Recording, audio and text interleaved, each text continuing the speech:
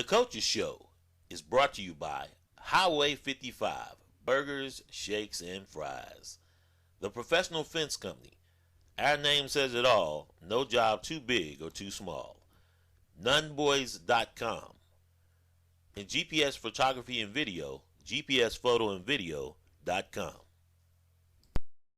Welcome back to the Coaches Show. I'm Glenn Young, again with Coach Tom Paris. Coach, time for the Ask the Coach segment. And you know I always get a coach from the football moms. And this comes from Lori Caldwell, Chris Grabarczyk. There's a couple of TDs. Casey Grabarczyk. Grabarczyk? I think that's right. Anyway, there's a couple of TDs, a couple 2-point conversions. Hasn't been thrown to in 6 games. Now, I know he was thrown to in the last game because he got the pass interference. But how does he figure in? Is he going to see more playing time? Or?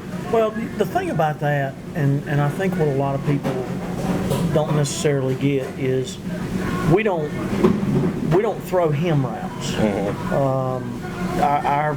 Our entire passing game, and we have essentially 10 concepts, but our entire passing game is predicated on one hot read in the secondary. Right. And I think part of it, given Casey's success catching the ball early in the season, it does cause secondary personnel to be a little bit more receptive of his ability with his hands.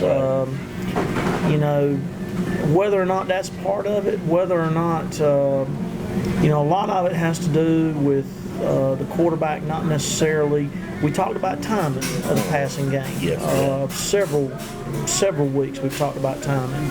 And, if you recall, that was one thing that we discussed early in the season and really Smith throughout the season with KJ was an inability to implement timing as it's necessary, and so much of that determines who catches the ball from moving forward.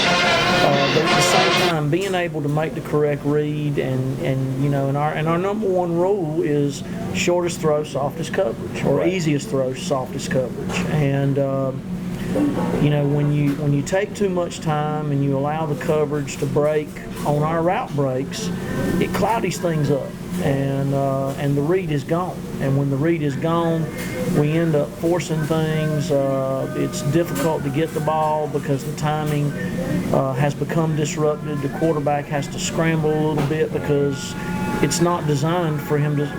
It's not a pocket passing game in the sense that you watch when you watch NFL football. But even then, you got to get rid of the ball quickly. Nobody wants to get Casey the ball, or Montrell the ball, or Devin the ball, or any of our receivers more than me. Yeah. But it hinges on multiple factors, and the bad thing about it is if you're going to throw him routes, the people that we play, they're smart too. They watch film. And you don't want your quarterback focusing in on that one guy. It is easy to determine when somebody is throwing him routes, and then of course you make it you make it pretty easy for secondary guys to read keys and lock on the primary if your quarterback is staring them down. Well, and it's not just that, but sets, alignments, personnel packages, all that stuff gives it away. And it's a combination of things, and we have, and I think Rocky Mount threw hem routes. They were a big hem route team, but other than that, we haven't faced a team. Everything is based off throws are based off coverage reads. Everybody that we play, and that's what people do. That's what we do.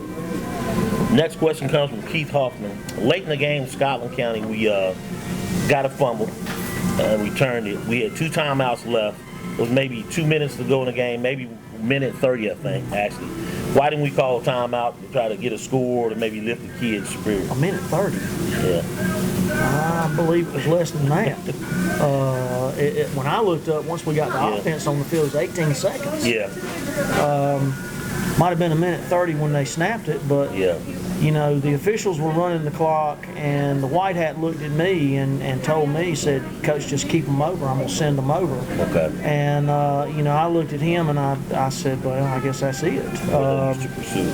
He took. At that point, he took control of the game. I was frustrated that we didn't score on the fumble return. we were, soon as James got tackled on that return, I was screaming for the offense. We were calling the personnel package. Everybody was running on the field. We were in the process of calling the play. We still had some kids coming off. But, I saw the white hat. He's winding the clock. He's holding his hands up, telling me, keep you guys over there. I'm sending them off. What do you do at that point? Yeah. What do you do? You got to go with what you got. And, before those kids got to the sideline, the clock was at 0. Yeah. So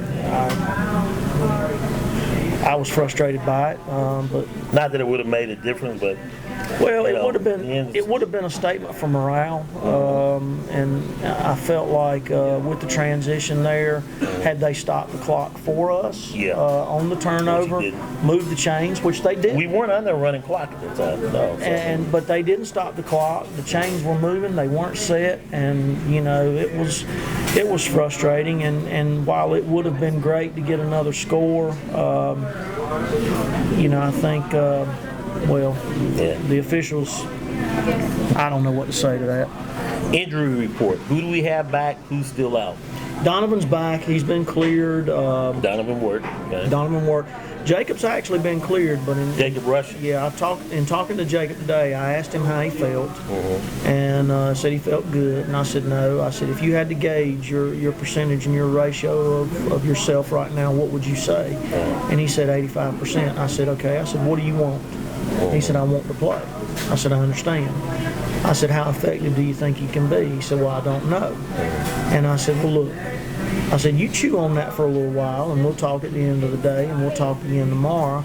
But I said, remember this, Jacob. I said, if you're not 95 to 100%, what do you believe the likelihood is that you're going to be a little timid and the opportunity to be re-injured occurs?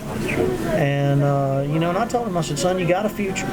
You got a future, and I want to win games, and the selfish piece of me wants to play you in an attempt to win games.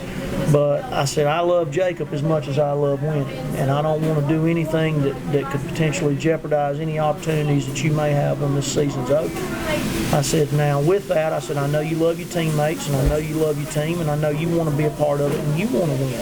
I said, but you just think on all that, and we'll talk and make a decision before the game on Friday. If he can go, and he wants to go, I'm gonna let him try it. If he's not as effective, it might be better served at holding for the Conference. If he's not, and I told him, I said, if you still feel like on Friday that you're at 85% or maybe even less, I said, then we'll try and wait and see how you feel where you are next Wednesday. Brandon Smith. Brandon Smith just had his MRI yesterday. We're waiting on the results. We've been advised that those results will be in tomorrow. Okay.